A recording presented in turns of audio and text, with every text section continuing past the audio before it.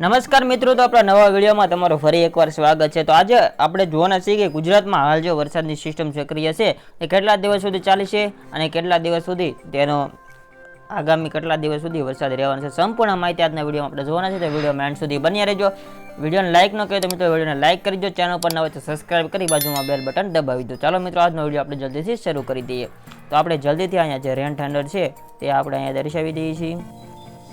તો મિત્રો અહીંયા આપણે રેન થંડર દર્શાવી દઈએ છીએ અને આપણે જોઈ શકો છો મિત્રો 28 તારીખને રોજ આજે સવારે 9 વાગે આપણે જોઈ શકો છો ગુજરાત ઉપર મોટી સિસ્ટમ સક્રિય આપણને જોવા મળી રહી છે।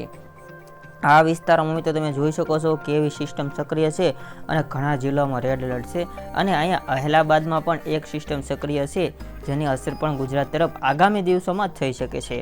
તો આ મિત્રો જોઈ શકો છો અત્યારે જે કચ્છ સાઈડનો એરિયો છે તેમાં અત્યારે વાવાઝોડાની સિસ્ટમ સક્રિય છે। તેના લીધે આપણે લો પ્રેશર સર્જનના કારણે ગુજરાતમાં અનેકો જિલ્લાઓ તાલુકામાં વરસાદ પડી શકે છે। આખા ગુજરાતમાં અત્યારે હાલમાં વરસાદ શરૂ છે।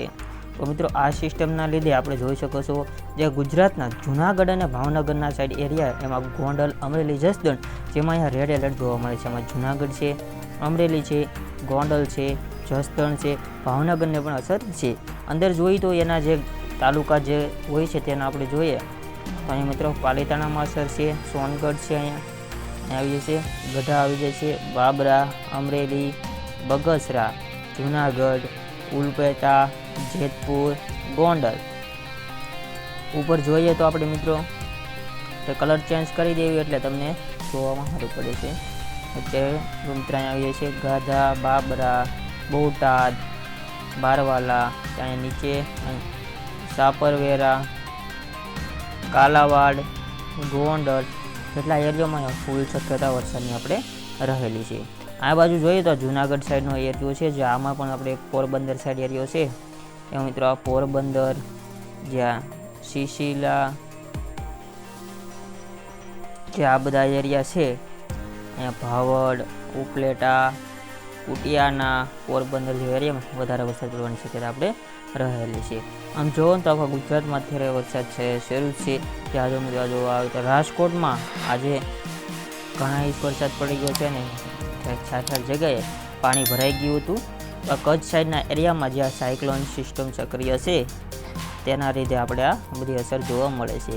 તે સિસ્ટમ ધીમે ધીમે અત્યારે આગળ વધી રહી છે, ધીમે ધીમે તે આગળ અહીંયા ગુજરાતની બહાર નીકળી જાય છે જે તમે જોઈ શકો છો। આ વચ્ચે હવામાન વિભાગનું શું કહેવું છે તેની પણ આપણે આગાહી લઈ લઈએ એટલે હવામાન વિભાગવાળા શું કહે છે। તો હવામાન વિભાગની આગાહી પ્રમાણે આગામી 3 દિવસ ગુજરાતમાં અનેક જગ્યાએ ભારે વરસાદ પડવાની શક્યતા છે જેમાં ગાજવીજની ચેતવણી પણ આપવામાં આવી છે। આ સાથે 5 દિવસ માછીમારોને દરિયો ન ખેડવાની ચેતવણી આપી છે, એટલે કે માછીમારો દરિયો ખેડવા નથી આપી કેમ કે આ બાજુ મિત્રો જુઓ તો આ જે જામનગર સાઈડનો એરિયો છે તેમાં દરિયામાં પણ સિસ્ટમમાં જેટલી સક્રિય છે ને આટલા એરિયામાં તો જોરદાર જોખમનું અહીંયા છે મિત્રો। આજે 28 તારીખના રોજની આપણે બુધવારની આગાહી આપણે અહીંયા દર્શાવી રહ્યા છીએ।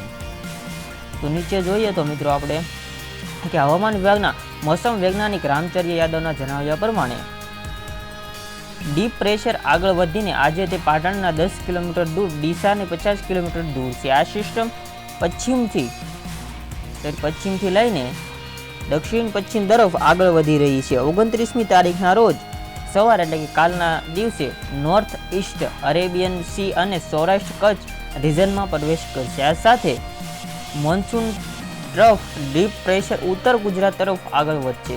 આ સાથે જ ઓફશોર ટ્રક જે દક્ષિણ ગુજરાતમાં હતું તે કારણે આજે સૌરાષ્ટ્રના રિજનમાં અત્યંત ભારે વરસાદની આગાહી છે તેવી રીતના છે। આગળ આપણે મિત્રો હવે જોઈ લઈએ કે હવામાન વિભાગ દ્વારા આજના દિવસનો જે રોડ મેપ તૈયાર કરવામાં આવ્યો છે, મેં કયા વિસ્તારમાં કેવા એલર્ટ છે તે પણ આપણે અહીંયા જોઈ લઈએ। તો આજે તારીખ 28 માટેનો આ મેપ છે તેમાં આપણે જોઈ શકીએ છીએ છૂટા સ્થળ અહીંયા લાલ જે દર્શાવવામાં આવ્યું છે તે છૂટા છવાયા સ્થળો પર અત્યંત ભારે વરસાદની આગાહી છે। આજે કેસરી દર્શાવવામાં આવ્યું છે એમાં છૂટા છવાયા સ્થળો પર ભારે અતિ ભારે વરસાદની આગાહી છે અને છૂટા છવાયા પર ભારે વરસાદ છે જે પીળું દર્શાવવામાં આવ્યું છે।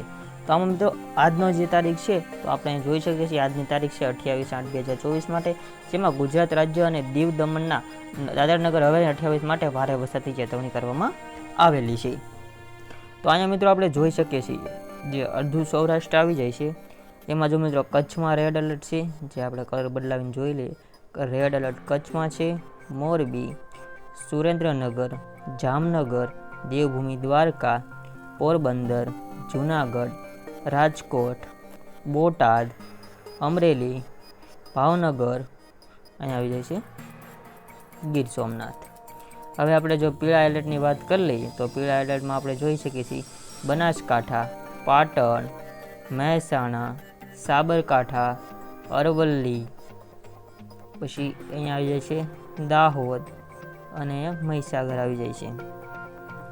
આપણે જોઈએ તો ઓરેન્જ એલર્ટમાં શું શું દર્શાવવામાં આવ્યું છે તેના વિશે આપણે લઈ લઈએ. તો આપણે નીચેથી અહીંયા લઈ લઈએ તો અહીંયા આવી જાય છે પહેલાં વલસાડ, દાદરાનગર હવેલી, ડાંગ, નવસારી, સુરત, તાપી, નર્મદા, ભરૂચ, છોટાઉદેપુર, વડોદરા, પંચમહાલ, આણંદ, ખેડા અને અહેમદાબાદ.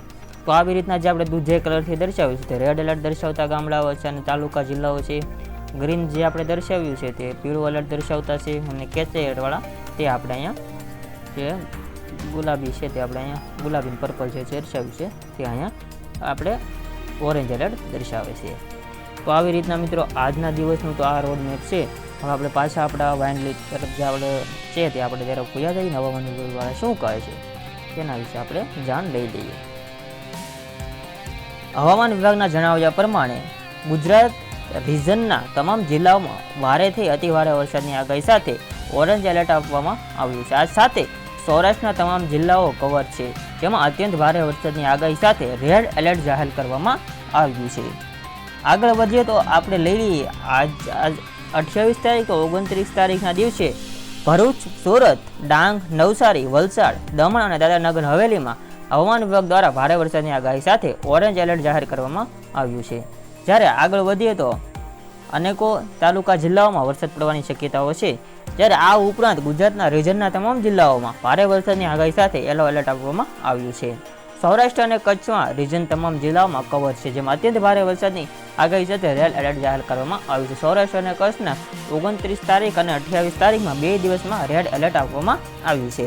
હવે જોઈ લઈએ કે આ ઉપરાંત આ સિસ્ટમ જે બે એક સક્રિય છે તે ઉપરાંત ગુજરાત તરફ બીજી સિસ્ટમનો ખતરો તો નથી, તો આપણે હવામાન દ્વારા જે વાઇન્ડલી દર્શાવવામાં આવે છે તેના ઉપરથી આપણે જોઈ લઈએ.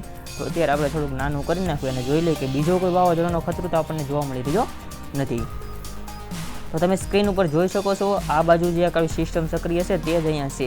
બાકી આ બાજુ કોઈ વાવાઝોડું નથી, આ બાજુ પણ વાવાઝોડું નથી, આ બાજુ વાવાઝોડું નથી ને અહીંયા પણ વાવાઝોડું નથી. કે આ નાની સિસ્ટમ બની રહી છે ને જે આની અસર આપણને આવનારા દિવસોમાં જોવા મળી શકે છે તેનો આપણે વિડીયો લઈને આવી જઈશું, તેમાં આપણે તેને કવર કરી દઈશું. બાકી આજનો વિડીયો કેવો લાગ્યો તે મને કોમેન્ટ બોક્સમાં જણાવજો. આજે જે આપણે આગાહી હતી તે બધી કવર કરી લીધી છે.